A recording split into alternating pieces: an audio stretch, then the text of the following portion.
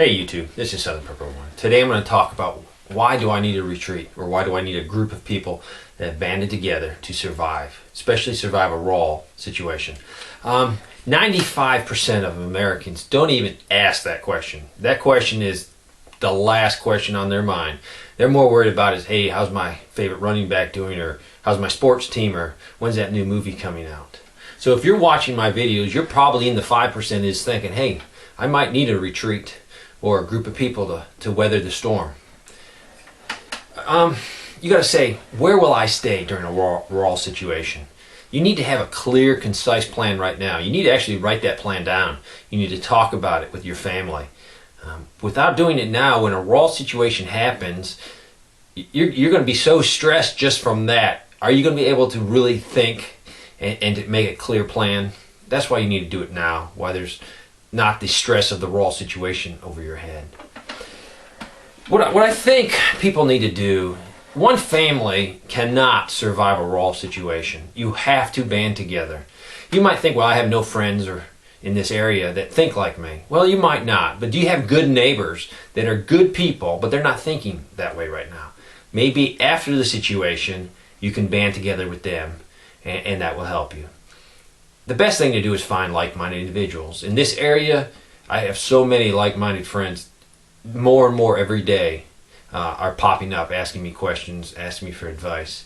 So hopefully you can find someone out there that you can team up with, because no one knows everything. That's why you need a team.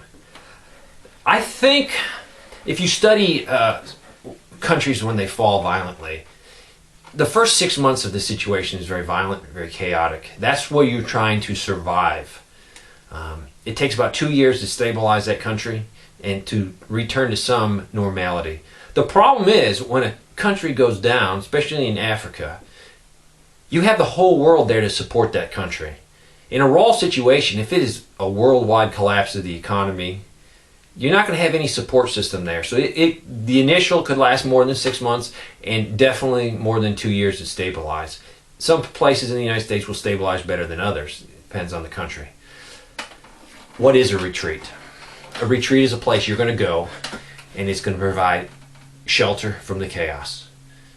There's a lot of things that will help you that you're going to need to address now. So I'm going to throw them out here so you personally can start thinking these things. Write them down and start, hey, how can I address this problem? The first one is room. If I have 3 families come to my house, do I have enough room? Can I convert a barn or a garage into more living space? How about bathrooms? I have 1 bathroom, 1 small septic tank. You have 12 people using it every day. Within a few months, you're going to have a problem. So think about that. Think about using it out, making an outhouse and using that during the day and nice weather, and the bathroom's only used at night or in very, very bad weather. That will let that septic system go a little longer. Protection. Is my retreat can offer me protection? Have I stocked up on supplies, barbed wire, fencing, sandbags, barrier material? Do I have that ready to go? Can I do anything now to improve my security at my retreat? How about NBC, nuclear, biological, and chemical? I'm not going to go into that now. That's a whole nother video. Next is water. Yes, storing water is great, but you need to have a supply of water. Do you have a spring, a creek? How about a well? Do you have a hand pump on your well? You need to start thinking about that water. You might have a couple 100 gallons stored, but that's short term. A wrol situation, as life as you know, has ceased to exist. You have to act like you're in the 1800s and you're a homesteader. So take that as your mentality. Heating and cooking. I recommend wood. At my place here, we have 2 wood stoves, so we can cook and heat the house with the stoves. At our big retreat, we have the everything set up for wood, so we can heat and cook everything we need. This goes back sort of to, is your place hidden? Can you hide your place so most of the people walking by will continue walking? That's really big, because if you could make most of the people walk past you, you just eliminated a lot of problems that you don't have to address. Garden space. Do you know how to garden? Don't just say, oh, I got some seeds. Gardening is something you learn slowly. It's not something that just comes naturally to us. 100 years ago, everybody knew how to grow things because they had to. Today, it needs to be learned, and you need to do it every year. If you haven't done it, just start with a few tomato plants and go from there. Build up your expertise in that field. Make sure you have seeds. You might have a nice spot to plant them, but if you don't have the proper seeds, it's not going to do you any good. Library. I think this is the biggest thing that people don't think of because we have the internet, we have Google, we can just Google anything and come up with answers. I have an extensive library here, everything from medical to homesteading to firearms to defense, religious manuals, religious books, Bibles. Library is the biggest overlooked thing in the survival field. So plan on that. I'll make a video on what I think are the best books out there so you won't waste your money on books that I've already wasted my money on. It might help you. Medical.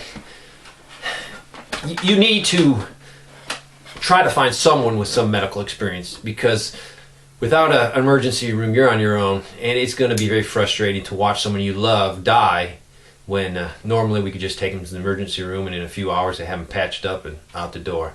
Work on the medical. Buy books. Start reading. Buy supplies. Barter goods. I like barter goods because eventually things are going to stabilize where you can trade. Trade's been around for thousands of years, ever since the early times. People have traded. So you need to have some barter goods set back. The reason is you might need that critical part for the generator, or that critical part for that piece of equipment because it just broke. Maybe you can take a bunch of your barter goods down and get that piece of equipment you need or that small part. Commo. You got to look at CB radios. Look at ham radios. Do you have a shortwave? Can you get intel from the outside world so you know what's going on? Can you talk to neighbors close by? Can you talk to friends? You need to address that. CB, do you have a little solar panel to keep your battery charged? Things that you need to start addressing right now, not after a wrol situation. Transportation. Transportation is important. You might need to travel somewhere. Do you have extra gas set aside for this? Do you have a vehicle that can go off-road? How about some four-wheelers? At our group, we have a wood gasifying truck.